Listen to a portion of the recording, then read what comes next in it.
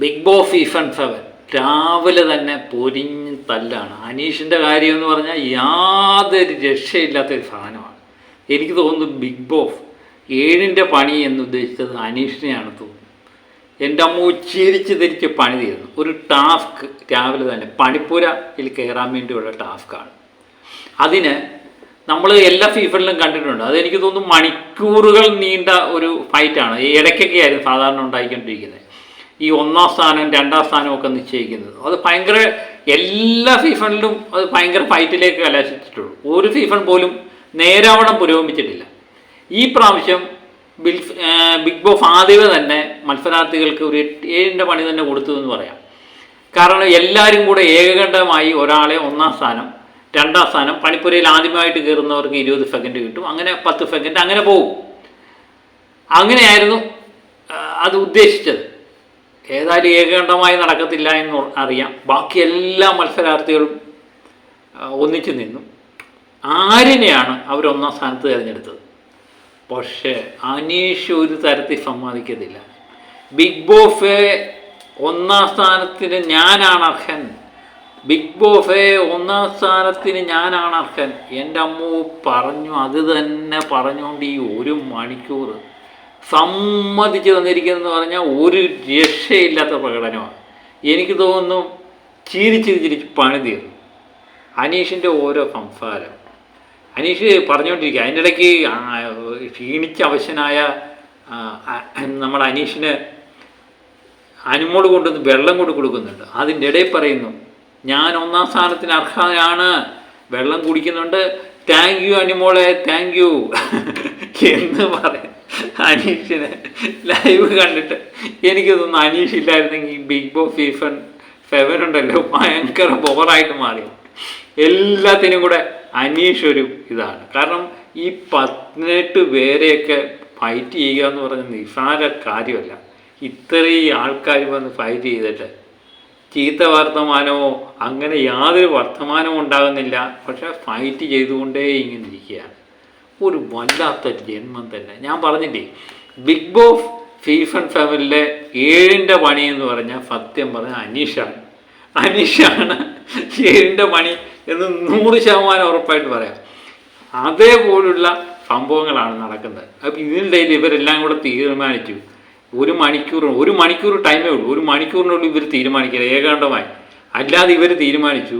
അനീഷ് വെച്ച് ബാക്കി എല്ലാവരും കൂടെ തീരുമാനിച്ചു. ഏകാണ്ടമല്ല, ഭൂരിപക്ഷ തീരുമാനം. അപ്പം ബിഗ് ബോസ് പറഞ്ഞു ഒരു കാരണവശാലും ഭൂരിപക്ഷ തീരുമാനം അംഗീകരിക്കത്തില്ല, ഏകകണ്ഠമായ തീരുമാനമായി. അപ്പം ബിഗ് ബോസിന് കൃത്യമായിട്ടറിയാം അനീഷ് സമ്മതിക്കത്തില്ല എന്ന്. അപ്പോൾ അനീഷിന് 1ാം സ്ഥാനം വേണം. പിന്നെ തീരുമാനിച്ചു. നമ്മുടെ ഷാനവാഫിൻ്റെ ഒരു തീരുമാനമായിരുന്നു. അത് എനിക്ക് തോന്നുന്നു നല്ലൊരു തീരുമാനമായിരുന്നു. പക്ഷേ ബാക്കിയുള്ളവർ എതിർപ്പ് പ്രകടിച്ചു. അവരെല്ലാവരും കൂടെ തീരുമാനിച്ചു അനീഷ് തന്നെ ഏതായാലും 1ാം സ്ഥാനത്ത് പോട്ടെ, കാര്യം 20 സെക്കൻഡ് കിട്ടുമല്ലോ. അനീഷ് പറയുന്നുണ്ട് എന്നെക്കൊണ്ട് പരമാവധി സഹായങ്ങൾ ഞാൻ ചെയ്യും, പരമാവധി സാധനങ്ങൾ ഞാൻ എടുത്തുകൊണ്ട് വരും എന്നൊക്കെ പറയുന്നുണ്ട്. അങ്ങനെ അനീഷിന് 1ാം സ്ഥാനം കിട്ടി, ആര്യന് 2ാം സ്ഥാനം കൊടുത്തു. അങ്ങനെ എല്ലാവരും ഇരുത്തി.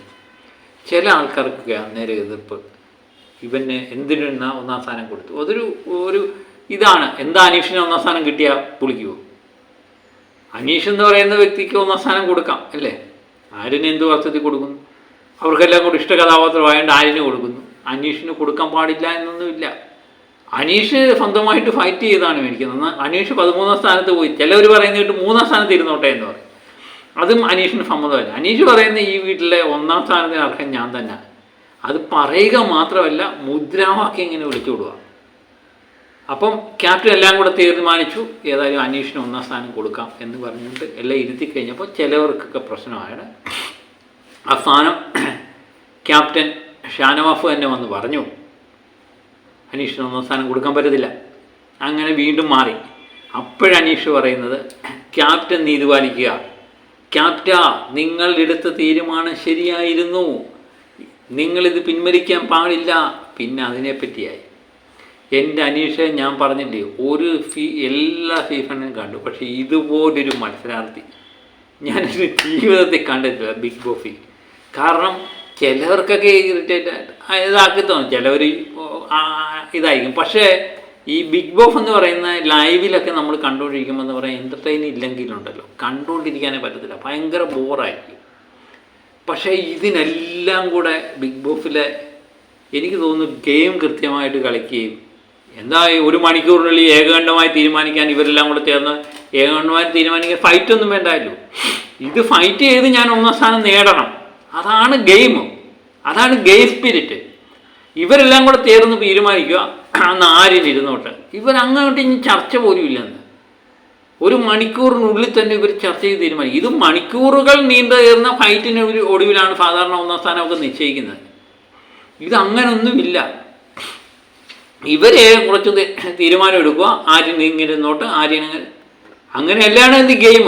ഫൈറ്റ് ചെയ്യുക, എല്ലാവരും 1ാം സ്ഥാനത്തിന് വേണ്ടി പിടിക്കണമായിരുന്നു, പിടിച്ച് പിന്നെ ഭൂരിപക്ഷ തീരുമാനം അങ്ങനെയൊക്കെ വേണമായിരുന്നു. പക്ഷേ ഇവരങ്ങനൊന്നും ചെയ്തില്ല. ഇവർ സത്യം പറഞ്ഞ സമയം കളയുകയായിരുന്നു. അവസാനം ബിഗ് ബോസ് പറഞ്ഞു ഏതായാലും എല്ലാവരും പോയിരിക്കെ ഏകണ്ഠമായ തീരുമാനം എടുക്കാത്തതുകൊണ്ട് ഈ ടാസ്ക് ക്യാൻസൽ ചെയ്തിരിക്കുന്നു. ഈ പ്രാവശ്യത്തെ 1 പണിപ്പുര ടാസ്ക് ക്യാൻസൽ ചെയ്തു. ഇനി 2ാമത്തെ പണിപ്പുര ടാസ്ക് ഇവർ ഭയപ്പാടോടുകൂടിയാണ് നോക്കിക്കാണുന്നത്. അനീഷ് ഉള്ളിടത്തോളം കാലം ഇത് നേരെ ചൊവ്വേ പോകുമോ ഇല്ലയോ എന്നൊന്നും എനിക്കറിയില്ല. എനിക്ക് ഏറ്റവും രസകരമായി തോന്നിയത് അനീഷിന് ഇതിൻ്റെ ഇടയ്ക്ക് ഓരോരുത്തർ ആദ്യമേ റന പത്തിമ കൊണ്ടുവന്ന് വെള്ളം കൊണ്ട് കൊടുത്തു കുപ്പിക്കകത്ത്.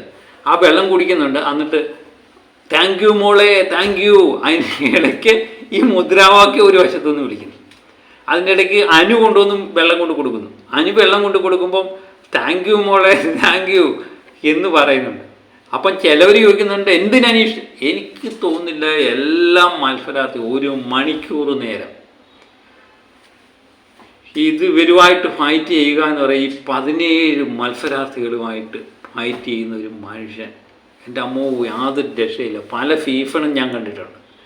ഇതിനിടയിൽ അനീഷിനെ ഓരോന്നൊക്കെ പറയുന്നുണ്ട്. അനീഷ് അതിനകത്തൊന്നും അവരെ പ്രതിരോധിക്കാനോ അവരെ തിരിച്ചു പറയാനോ ഒന്നും പോകുന്നില്ല.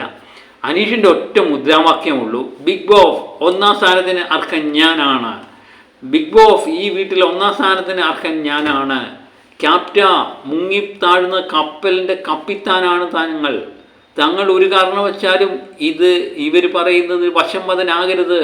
തങ്ങളെടുത്ത തീരുമാനം ആദ്യ തീരുമാനമായിരുന്നു ശരി, 2ാമത്തെ തീരുമാനം തെറ്റായിരുന്നു. എൻ്റെ അമ്മോ ഇത് തന്നെ തുടർച്ചയായിട്ട് പറഞ്ഞുകൊണ്ടിരിക്കുക എന്ന് പറഞ്ഞാലുണ്ടല്ലോ ഒരു രക്ഷയില്ല. ലൈവ് കണ്ട് സത്യം പറഞ്ഞാൽ ഞാൻ ചിരിയായിരുന്നു. സാധാരണ ഇന്നലത്തെ പ്രൊമോയൊക്കെ കണ്ടപ്പോൾ നമ്മൾ വിചാരിച്ചു ഭയങ്കര അടി പൊട്ടാൻ പോവുകയാണ്. പക്ഷെ അനീഷിൻ്റെ പ്രകടനം ഈ വലിയൊരു മല പോലെ വരുന്നൊരു സാധനം എലി പോലെ ആക്കി മാറ്റി എന്നുള്ളതാണ്. പക്ഷേ രാവിലെ ലൈവ് കണ്ടു കഴിഞ്ഞപ്പം ഞാൻ വളരെയധികം ഹാപ്പിയാണ്. കാരണം അനീഷിൻ്റെ പ്രകടനം അതുപോലെ ഒരു എൻ്റർടൈൻ തന്നെ ആയിരിക്കും. ഒരു രക്ഷയില്ലാത്ത സാധനമായിരുന്നു. സത്യം പറഞ്ഞാൽ അനീഷ് കളിച്ചതുപോലെയാണ് കളിച്ചത്. എല്ലാ മത്സരാർത്ഥികളും ഇങ്ങനെ കളിച്ചിരുന്നെങ്കിൽ എന്ത് രസമായിരുന്നു അല്ലേ. എല്ലാവരും കൂടെ അങ്ങോട്ടും ഇങ്ങോട്ടും ഫൈറ്റ് ചെയ്യുക. ബിഗ് ബോസ് അതാണ് ഉദ്ദേശിച്ചത്. ഇത് ആദ്യമേ തന്നെ അവർ കുറച്ച് ഏകകണ്ഠമായി തീരുമാനിക്കുന്നു, ഇന്ന ആളായിക്കോട്ടെ. അതൊരിക്കലും പാടില്ല. ഏതായാലും ബോറായിട്ട് പോകേണ്ട ഒരു ടാസ്ക് ആയിരുന്നു. അത് വളരെ മനോഹരമായിട്ട് ആക്കാൻ അനീഷിന് കഴിഞ്ഞു. എല്ലാവരും ചിലപ്പോൾ അനീഷിൻ്റെ സ്വഭാവം ഇഷ്ടപ്പെടണമെന്നില്ല, പക്ഷേ എനിക്ക് വളരെ നന്നായിട്ട് ഇഷ്ടപ്പെട്ടു. ഞാൻ ഒത്തിരി ചിരിച്ചു. അപ്പം ബിഗ് ബോസിൻ്റെ പുതിയ അപ്ഡേറ്റുമായിട്ട് വീണ്ടും ഞാനെത്താം. Okay, by.